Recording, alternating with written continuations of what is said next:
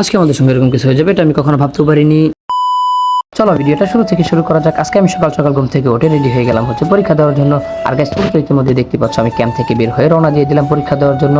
আর guys তোমরা তো ইতিমধ্যে ভালো করে জানো যে আমি পরীক্ষা দিতেছি। আর দেখতে দেখতে এবার আমি চলে আসলাম আমাদের সিনজি স্টেশনের এখানে। আর এখন তোমরা যে জায়গাটাকে দেখতে পাচ্ছ এটা হচ্ছে আমাদের সেই ঐতিহাসিক বাওয়াল রাজবাড়ি মাঠ। গাইস এই দিক থেকে এবার আমি চলে যাচ্ছিলাম পায়ে হেঁটে আমাদের স্টেশনের উদ্দেশ্যে, কেননা আমরা স্টেশনের এখানে গিয়ে এখান থেকে আমাদের ট্রেন ধরতে হবে শ্রীপুরের উদ্দেশ্যে। গাইস আমি মূলত প্রতিদিন সকালে এই রাস্তা দিয়ে যাই স্টেশনের এখানে। আর তোমরা তো দেখতেই পাচ্ছ ইতিমধ্যে এই রাস্তাটা কতটুকু ফাঁকা হয়ে আছে। আর গাইস তোমরা যারা আমার ভিডিওটা নিয়মিত দেখো তারা তো অবশ্যই জানো এই রাস্তার পরিবেশটা কিরকম হয়ে যায়। মানে কিছুক্ষণের মধ্যেই আমি এখান থেকে চলে যাওয়ার পর 9টা বা 10টার দিকে এই রাস্তা দিয়ে পায়ে হেঁটে যাওয়া যাবে না, এত পরিমাণে জাম হয়। আর গাইস দেখতে দেখতে এবার আমি চলে আসলাম স্টেশনের এখানে। আর আজকে মূলত দেখতে পেলাম যে স্টেশনের এখানে অনেকগুলো পুলিশ দাঁড়িয়ে আছে। আর পুলিশ দাঁড়িয়ে থাকার কারণে স্টেশনের এটা অনেক ফাঁকা ছিল। আর তোমরা তো দেখতে পাচ্ছ ইতিমধ্যে আমি চলে আসলাম স্টেশনের এখানে। স্টেশনের এখানে অনেক মানুষ ছিল। গাইস এইখানে মূলত অনেক মানুষ থাকে। আর এই মানুষগুলোর মধ্যে চোর বাটপার্সেন্ট থেকে সব কিছু থাকে। আর গাইস তোমরা তো দেখতে পাচ্ছ ইতিমধ্যে আমি ওয়েটিং রুমে বসে বসে অপেক্ষা করতেছি। আর টিকিট কাউন্টারের কাছাকাছি চলে গেলাম দেখার জন্য যে আমার টিকিটটা কখন। আর গাইস আমি মূলত টিকিট কেটেই প্রতিদিন যাই। তোমরা তো দেখতে পাচ্ছ আমি এবার টাইম জেনে নিয়ে এখানে বসে আছি। আর এখান থেকে আমরা এবার চলে যাবো ট্রেনের উদ্দেশ্যে। গাইস তোমরা তো দেখতেই পাচ্ছ এখানে কত প্রকার যাত্রীরা দাঁড়িয়ে আছে। আর এরা সবাই এখানে জার্নি করবে এই ট্রেনের মধ্যে। আর গাইস দেখতে দেখতে এবার আমাদের ট্রেন আসার সময় হয়ে গেল। তাই তো সকল মানুষ রেল লাইনের মধ্যে রেল লাইনের মধ্যে নেমে গেল। গাইস আমি মূলত যে ভিডিওগুলো তৈরি করতেছি তোমরা তো দেখতেই পাচ্ছ। আর এখন আমি চলে আসলাম বাওয়াল রাজবাড়ি যে এটা আছে, বাওয়াল গাজীপুর যে স্টেশন আছে এখানে। আর এখানে নাকি একটা রেল ক্রসিং করবে এই জন্য। আর গাইস একটা ভাইয়ের সাথে আমি পরিচিত হয়েছিলাম। আর ওই ভাই এখানে গিয়েছিল বেল কেনার জন্য। আর তোমরা তো ইতিমধ্যে দেখতেই পাচ্ছ এখানে একটা পিচ্ছি বেল বিক্রি করতেছে। আর ভাইটা তো এই বেলটাকে নিয়ে সঙ্গে নিল যে বেলটা কি ভালো হবে না খারাপ হবে। গাইস এই পিচ্ছি মূলত এখানে বেল বিক্রি করতেছিল বাসা থেকে বেরিয়ে এনে।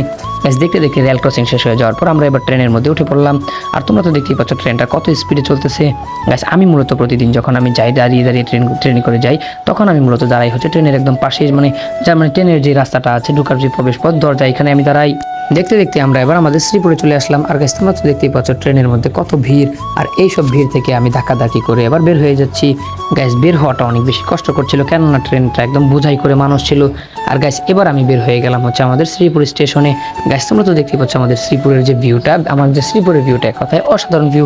তোমরা যারা যারা আমাদের শ্রীপুরে আছো অবশ্যই কমেন্ট করে জানাবে। দেখতে দেখতে আমি চলে আসলাম আমাদের শ্রীপুর মডেল থানার সামনে। আর গাইস এইখান দিয়ে মূলত আমরা যাই পরীক্ষা দেওয়ার জন্য। আর আমরা এই জায়গা থেকে এবার চলে যাচ্ছিলাম আমাদের শ্রীপুর উপজেলার দিকে। আর উপজেলার দিক থেকে আমি একটু ঘোরাফেরা করে তারপর আমি এবার চলে যাচ্ছি পরীক্ষা দেওয়ার জন্য। গাইস পরীক্ষা দেওয়া শেষ করে এবার আমি চলে আসলাম শ্রীপুর রেলওয়ে স্টেশনে। আর গাইস তোমরা তো দেখতে পাচ্ছ আমি এখানে আমার বন্ধুদের সাথে দুষ্টুমি করতেছি। আর এখানে ছিল আমার বন্ধু মেহেদি। আর মেহেদি তো এখানে দাঁড়িয়ে দাঁড়িয়ে টিকটক ভিডিও বানাচ্ছিল।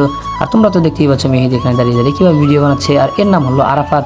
আরাফাত তো এখানে আমাকে দেখে সেও তার ক্যামেরা বের করে নিল, সে আমাকে দেখে উল্টো আর আমাকে ভিডিও করতেছে। এইখান থেকে আমরা ঘোরাফেরা করে তারপর চলে আসলাম আমাদের পরীক্ষার কেন্দ্রের সামনে।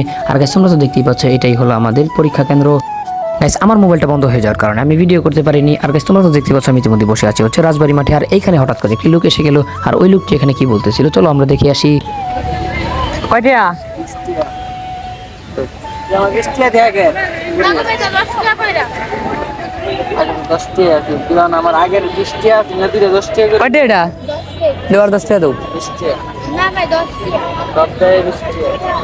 আচ্ছা তুমি এটা ধরো তাহলে কয়টা পাও কয়টা পাও?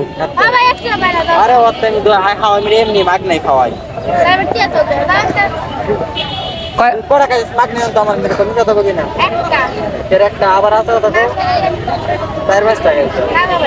তোমার দাবি কটা?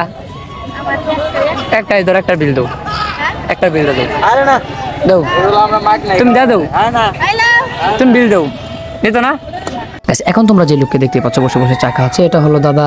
আর গাইস দাদার সাথে মূলত আমার নতুন নতুন ফ্রেন্ডশিপ হয়েছে। আর প্রতিদিন আমি মূলত যখন ঘোরাফেরা করি তখন দাদাকে নিয়ে বাইরে বের হই। আর তোমরা তো দেখতেই পাচ্ছ দাদা এখানে বসে বসে চা খাচ্ছিল। আর দাদাকে জিজ্ঞাসা করছিলাম দাদা আমি কি ভিডিও করবো, এই জন্য দাদা বলেছিল যে হ্যাঁ ভিডিও করো, যার কারণে আমি মূলত দাদাকে ক্যামেরার সামনে আনলাম। আর গাইস দাদাকে নিয়ে আমি প্রতিদিন বাইরে ঘোরাফেরা করি। আর ওই ভিডিওগুলো আমি দেওয়ার চেষ্টা করবো, তোমরা আশা করি অবশ্যই দেখবে। আর গাইস দেখতে দেখতে সন্ধ্যা হয়ে গেল। আর তোমরা তো দেখতেই পাচ্ছ এই বাওয়াল রাজবাড়ি মাঠের মধ্যে এখনো খেলাধুলা শেষ হয়ে গিয়েছে প্রায়। এখন খেলাধুলা শেষ হয়ে যাওয়ার পর এখান থেকে পার্টিতে চলে যাবে। আর দেখতে দেখতে আমি ক্যামেরার সামনে এসে দাদার সাথে কথা বলতেছি। এখানে যখন আমি আর দাদা বসে বসে আড্ডা দিতেছিলাম তখন এখানে হঠাৎ করে একটা লোক চলে আসলো। আর আমি আর দাদা মূলত এই বাওয়াল রাজবাড়ি মাঠের মধ্যে প্রতিদিন আড্ডা দিই। আর তোমরা তো এখানে দেখতেই পাচ্ছ দাদার সাথে একটা মেয়ে বসে চা বিক্রি করতেছে।